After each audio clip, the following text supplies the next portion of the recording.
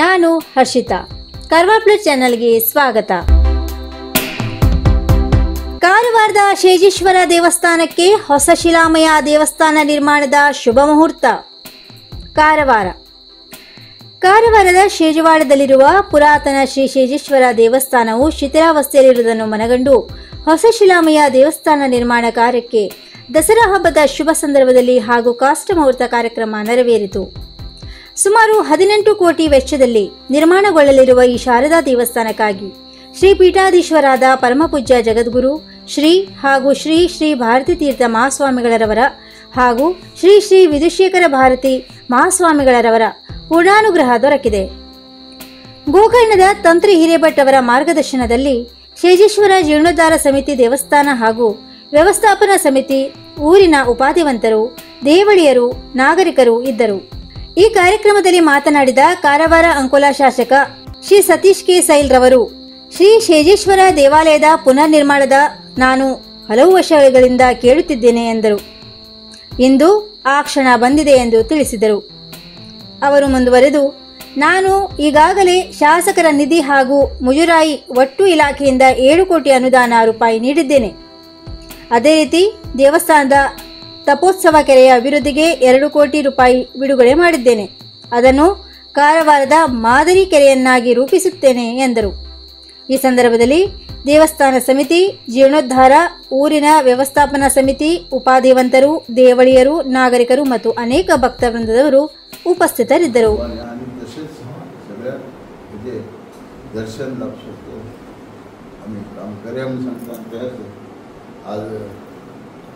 केशवने काय एक गोष्ट सांगता सगळ्या मुखार तरी बी तेका कसलो पेमेंट दिले ताचे ना आमी, पण तुम्ही ನೀವು ಯಾವುದೇ ಥರದ ಒಂದು ಕೆಲಸವನ್ನು ಮತ್ತೆ ಫುಲ್ ಹಿಡಿದು ಮತ್ತು ಇಲ್ಲಿ ಪ್ರಾಬ್ಲಮ್ ಮಾಡಬಾರ್ದು. ಯಾಕಂತ ಹೇಳಿದರೆ ಇದು 5 ಅಂದಾಗ ಒಂದು ನಿಮಗೂ ಆದಷ್ಟು ಬೇಗ ಇದಕ್ಕೆ ಹೇಗೆ ತಮ್ಮ ಹತ್ರ ಗುರುಜಿಗಳು ಇವತ್ತು ಹೇಳಿದ್ದಾರೆ, ಗುರುಜಿಯವರ ಒಂದು ಆಶೀರ್ವಾದದಿಂದ ನಾವೆಲ್ಲರೂ ಇವತ್ತು ಅವರು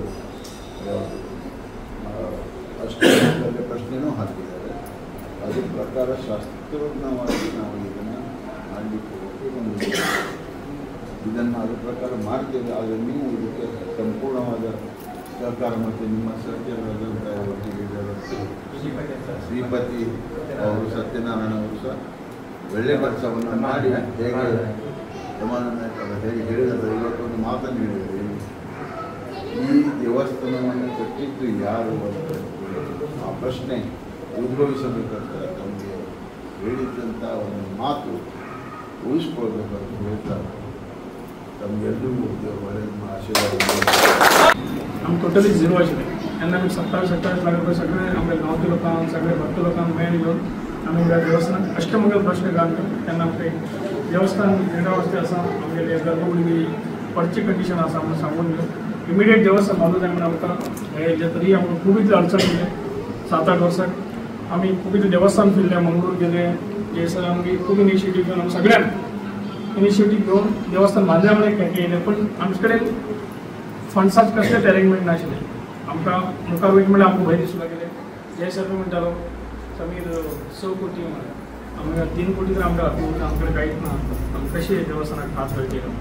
तरी ते देवाले इच्छा आसता.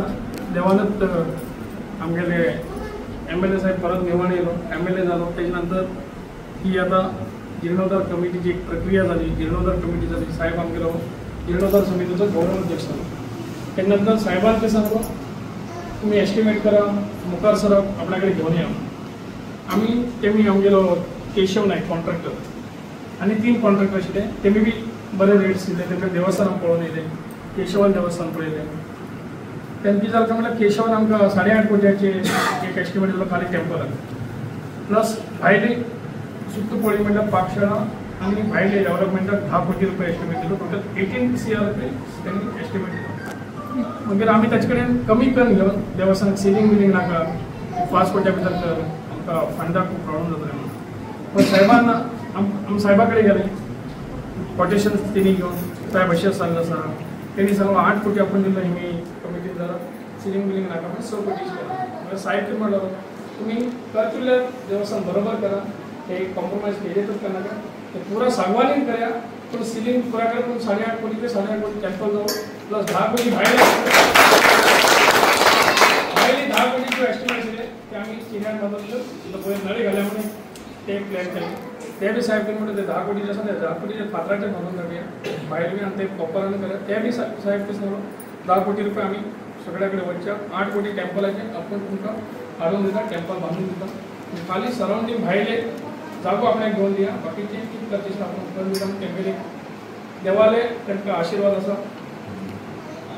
देवाला आशीर्वादाने तेही सांगाय 8 कोटी टेम्पल आम्ही बांधून टाकूया.